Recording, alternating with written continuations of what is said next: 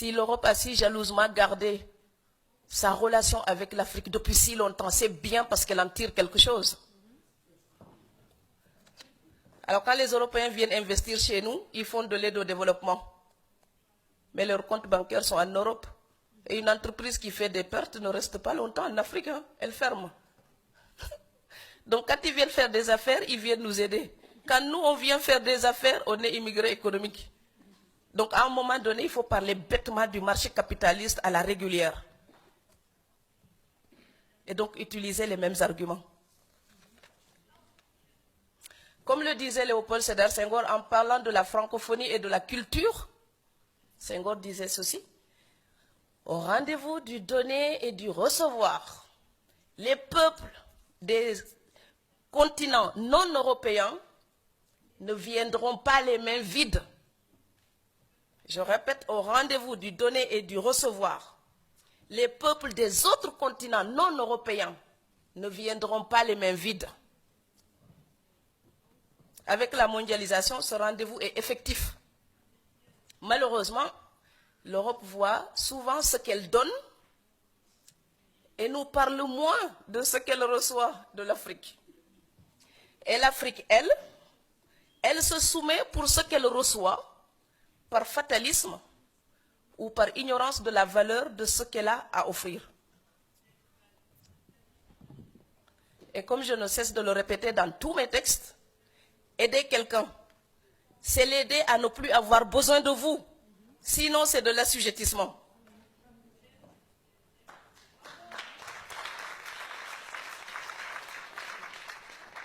L'aide apaise la conscience des donateurs et soulage momentanément les bénéficiaires. Mais elle ne garantit l'autonomie à personne. L'Afrique ne peut pas tout attendre de l'Europe. Et moi, j'en ai assez quand je parle avec des Africains. Souvent, on me dit, l'Europe doit nous aider, l'Europe doit nous aider. C'est comme si j'étais dans la maison de mon père et je dis que le voisin doit me nourrir.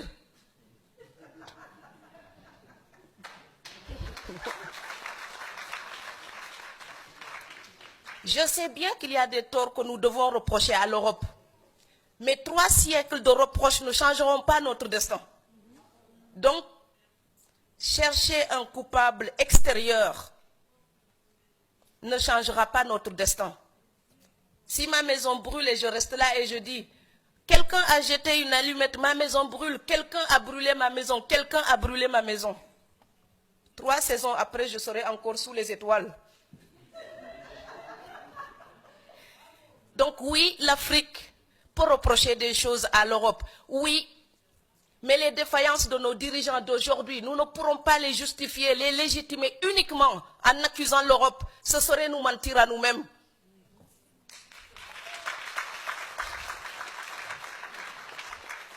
Nous sommes en Allemagne.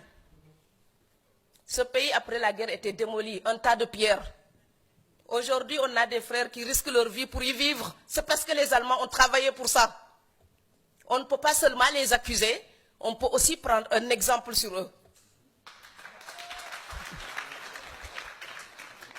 Et je sais que quand on fait une autocritique à l'Afrique, les gens n'aiment pas. Mes frères m'applaudissent quand j'accuse l'Europe. Et puis quand je fais notre autocritique, je deviens la mauvaise. Mais je suis en même temps les deux.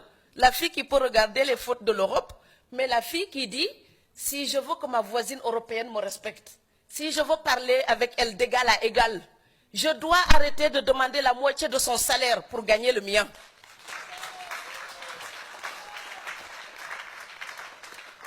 En ce moment, on parle beaucoup du partenariat Europe-Afrique. Ça passera par une révolution des mentalités. Celui à qui vous demandez la charité, vous ne pouvez pas le tutoyer. Celui à qui vous demandez la charité, vous ne pouvez pas lui imposer des règles. Celui à qui vous demandez la charité, vous baissez la tête devant lui. Et quand nos dirigeants baissent la tête, les peuples se mettent à genoux. Alors moi, je veux une Afrique qui lève la tête, qui à la table des négociations regarde l'Europe et dit, tu sais quoi? On a passé des siècles à fricoter ensemble.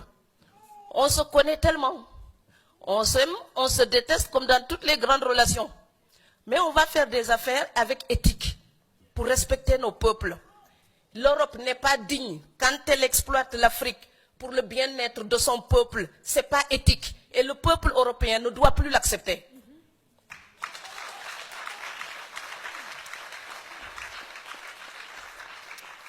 Et l'Afrique n'est pas digne quand elle se plaint tout le temps et que le peu de richesse qu'elle a, certains l'utilisent pour leur propre compte et laissent le peuple démuni. Ce n'est pas éthique non plus.